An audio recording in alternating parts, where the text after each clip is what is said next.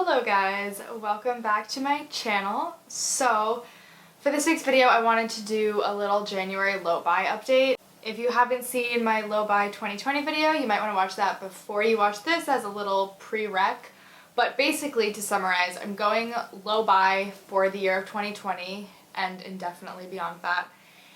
And yeah, I'm not going to talk too much about why I'm doing this because I made a whole video about that. So if you're interested in knowing why, go check that out. But I will cover just the basic rules that I made for myself going into this year so that I can catch you up on how I've been doing following those rules and if I've been successful and if just what's been going on.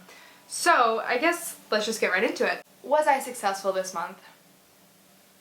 Kind of. At the beginning of the month, I was super excited that I wasn't going to be spending money on clothes because I was excited to spend money on other stuff, I guess.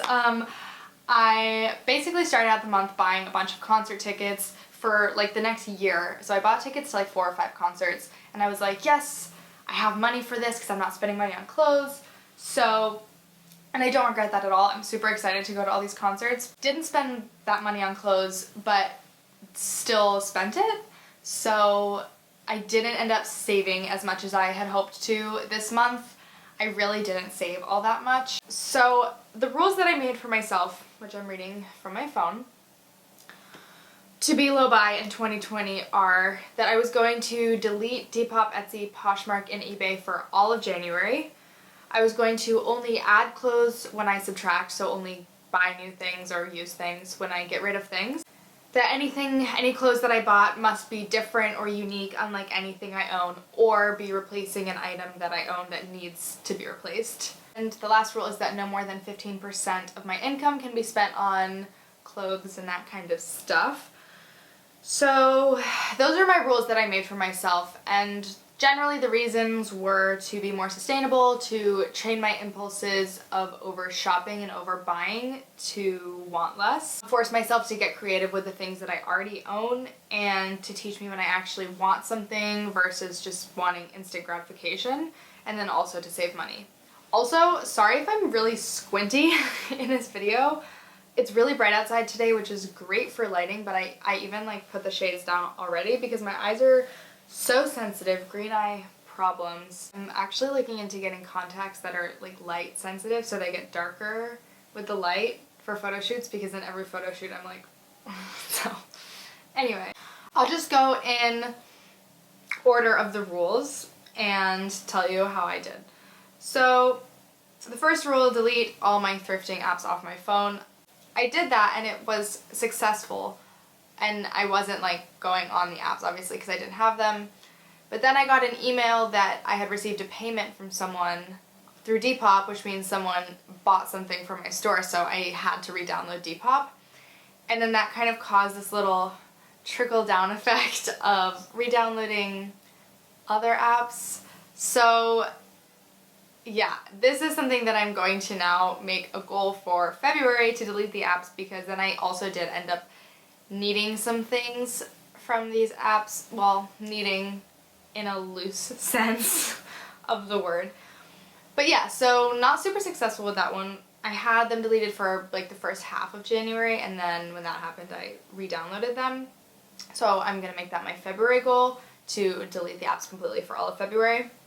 The next rule, only add when I subtract. This I actually did, because I started off January by bringing a giant bag of stuff to the Goodwill and donating that, and I haven't purchased that amount of clothing since donating it. I've definitely bought less stuff than what I got rid of, so in this regard I'm good. The next rule, anything I buy must be different / unique or be replacing an item. So over the course of the month, I bought a few more clothing items than I would prefer to be purchasing month to month on this low buy year, but I'm gonna justify it a little bit and just hear me out. My favorite pair of jeans that I wore every day basically for like 2 years is constantly ripping in the crotch, and I've gotten them tailored so many times and they rip right after I bring them home from the tailor, so I figured I just needed a new pair of jeans that I could wear all the time. And so Levi was having a sale, so I ended up picking up 2 pairs of jeans from them because there was a special discount. And so that's one purchase that I made. So those I feel like I definitely needed. I've talked about needing new jeans for a while, so, and it's an investment piece. I feel like jeans are something that I wear personally like every single day, so I feel like those purchases are understandable. The other pair of pants I bought are more of like a fun, funky pair of pants. Did I need those?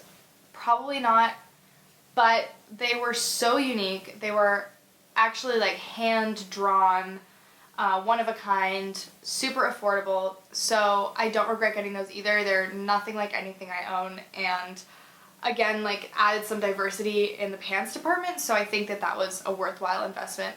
The other thing I bought is a dress, which this, I'm not gonna pretend that I needed. I didn't. And the way this purchase came about, not that I regret it because I think that I'll wear this dress all the time in the summer, but it's definitely not something that I needed. I basically bought this pretty instantly when I saw it on this Instagram secondhand account that I follow. So that was not my favorite moment for myself because there was definitely that sense of like immediate gratification of seeing it and wanting it. That's something that I don't want to continue, but I'm not going to beat myself up over it because I do think that I'll wear it, and so it's okay, but not something I want to do again or do frequently. But it is not really like anything I own, so it does check that box. The other thing that I bought in January was a little outer coat button-up type thing that I got, that I thrifted. I thrifted it for $8, so super cost effective, and it was something that I actually had been looking for, something like this, for a really long time, but I wasn't actively looking. I just like kind of had it in the back of my head, and when I saw it I was like, oh my god. So yeah, I thrifted that for $8, but I know that I'm gonna wear it. So again, it's the same kind of thing where it's like, I didn't need it. The only things I really needed were the jeans, but it's okay because it fits the rules, but I still feel kind of weird about it, so I'll get to what I'm gonna do about that. But that's all I got for clothes. I also bought 2 bags because I need a better everyday bag because none of my bags fit my water bottle, and I bring my water bottle everywhere, so I did buy 2 of those. I thrifted them on Poshmark, I believe. I think that's everything that I picked up in January. I'm not feeling too bad. I don't think this was like an unsuccessful month, but my goal for February is going to be to do a no-buy February, just to, because now I feel like I have my jeans, I have all these things, like, I don't need anything. So I'm gonna try to do a no-buy February. So next month when we check in, I'll let you know how that has gone. The last rule was no more than 15% of my income can go to shopping. So this month I was not successful in that regard. I think probably about 26 to 30% of my income went to shopping. And just to clarify, I'm a college student living in a dorm, so I don't pay rent currently.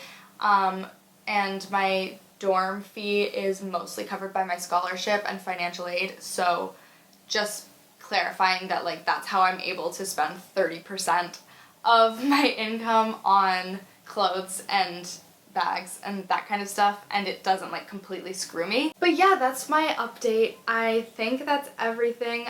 We'll see how I do in February, basically. If I can do the low by February, I'll feel better, but I really don't want to beat myself up over all these things because I think that they are things that I will wear, and I didn't actually break any of the rules except for the 15% one. So anyway, I don't want to ramble on.